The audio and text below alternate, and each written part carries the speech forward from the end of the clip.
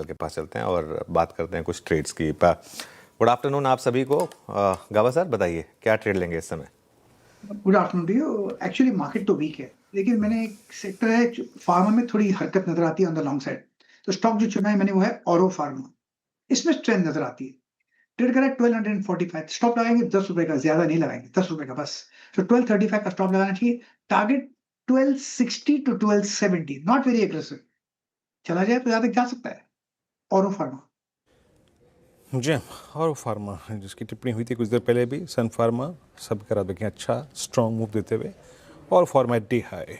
Rajesh Palviya ji, good afternoon, आपका trade. Good afternoon Viren ji, good afternoon everyone. So short side का trade यहाँ पे सजेस्ट करेंगे, और हमें लगता है ओएमसी कंपनी में ब्रेकडाउन देखने को मिला है। हिंद पेट्रो पे शॉर्ट करने की सलाह है। स्टॉक में अगर हम देखें तो स्ट्रक्चर तो वीक हो चुका है, और स्टॉक में अपने वीकली चार्ट पे भी इंपॉर्टेंट मल्टीपल सपोर्ट एरिया के आसपास से ब्रेकडाउन यहाँ पे आते हुए दिखा है। तो हमें लगता है कि जब तक अभी ये स्टॉक 385 के नीचे सस्टेन है, यहाँ पे शॉर्ट साइड का ट्रेड लिया जा सकता है। On the down side target हमें लगता है इसमें 370 की तरफ आते हुए दिख सकते हैं। स्टॉप लॉस रखेंगे करीब 385 के आसपास। ओके, एचपीसीएल सेल की कॉल राजेश पालविया जी की तरफ से। राजेश सातपुते जी, गुड आफ्टरनून, आप क्या पिक कर रहे हैं? Good afternoon Shreya, good afternoon everyone. Shreya देखिए, मुझे पीएसयू बैंकिंग में ज्यादा वीकनेस लगता है, और उसमें से मेरा सेल कॉल रहेगा इंडियन बैंक। 887 के आसपास ये फ्यूचर में चल रहा है, तो हमारा स्टॉप लॉस होगा 905 का। इसका आज जिस तरह से इसने अपने 50 डे में को तोड़ा है, मुझे लगता है कि यहाँ पे वीकनेस और बढ़ेगी। ओपन इंटरेस्ट भी बढ़ रहा है, शॉर्ट बिल्टअप ज्यादा है। तो इसका जो टारगेट रहेगा श्रेया, वो रहेगा इसका 100 डे में, जो करीबन 850 के आसपास बनता है। तो 850 के टारगेट के लिए Indian Bank is a sell. Okay, Indian Bank is a sell. इस समय देखिए इंडियन बैंक सबसे मजबूत पीएसयू बैंक था, अब वापस स्थिति पलट गई। मानस जी, गुड आफ्टरनून, बताइए आपकी ट्रेड। गुड आफ्टरनून अनुज जी। तो देखिए आरईसी लिमिटेड पे एक सेल ट्रेड लेना है। स्टॉक ने पिछले हफ्ते ही अपने 200 वीक मूविंग एवरेज को ब्रेक किया था। आज हमें लोअर टॉप लोअर बॉटम्स का कंटिन्यूएशन देखने को मिल रहा है। 325 का आंकड़ा ब्रेक हुआ है, तो आरईसी के फ्यूचर में बिकवाली करेंगे 326 के स्टॉप लॉस से 310 तक के टारगेट्स देखने को मिल सकते हैं। 320 पर आप पुट ऑप्शन ले सकते हैं। 13 रुपए के आसपास 320 का पुट ऑप्शन ट्रेड हो रहा है। 9.5 रुपए का स्टॉप लॉस लगा ले, 20 रुपए तक के टारगेट्स पॉसिबल है। और डिस्क्लोजर है कि इस ऑप्शन में हमने अपने क्लाइंट्स को भी रिकमेंडेशन दिया हुआ है। ओके, आरईसी के 320 की पुट आप ये विकल्प चुन सकते हैं, और फ्यूचर्स भी साथ ही। सोमिल, गुड आफ्टरनून, आपका trade. Good afternoon Veeru, good afternoon to everyone. मेरा ट्रेड होगा on the sell side. Sell पर मेटल सेक्टर अभी अभी थोड़े ऊपर से रिवर्स होते हुए नजर आ रहे हैं। सेल मेरा एक सेल कॉल होगा। स्टॉप लॉस रखेंगे 154 पर, और टारगेट होगा 138 पर। 2040 डेली मूविंग एवरेज के नीचे चल रहा है। ऑन द आवरली चार्ट्स एक छोटा सा ट्रायंगल पैटर्न नीचे की तरफ आज की सेशन में टूटा है। मुझे लगता है ये करेक्शन 200 डेली मूविंग एवरेज तक जा सकता है, that is 138। Okay, Somil ji, sell ban में अगर आप चेंज करना चाहते हैं तो कोई और विकल्प भी दे सकते हैं आप।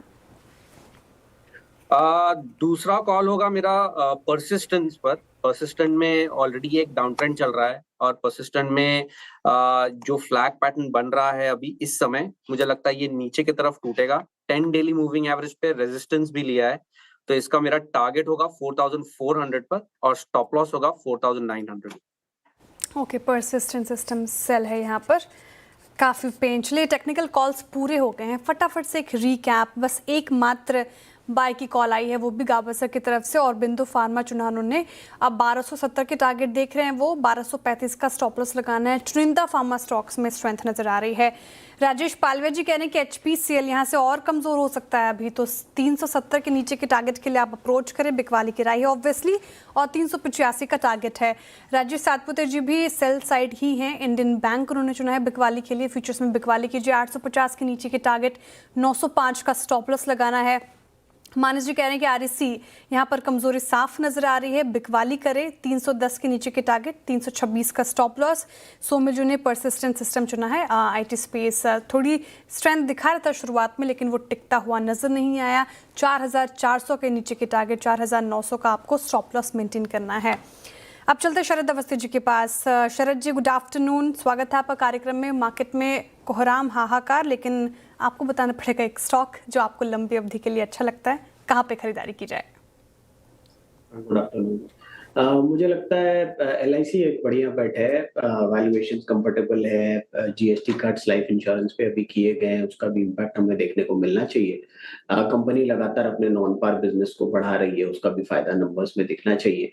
और हमारा मानना है कि अभी मार्जिन कंपैरेटिवली कम है, बट वैल्यूएशन कंफर्ट सबसे ज्यादा है। बाकी सब स्टॉक्स जहां 1.8 to 2.5 टाइम्स या 2.75 टाइम्स FY27 की एम्बेडेड वैल्यू पे ट्रेड कर रहे हैं, LIC 0.64 0.65 टाइम पे ट्रेड्स कर रहा है।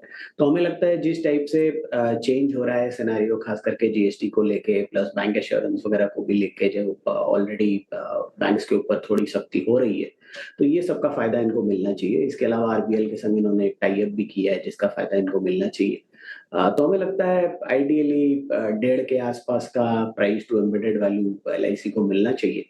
तो 1300 से 1400 रुपए के शुरुआती लक्ष्य के हिसाब से LIC हो रही है।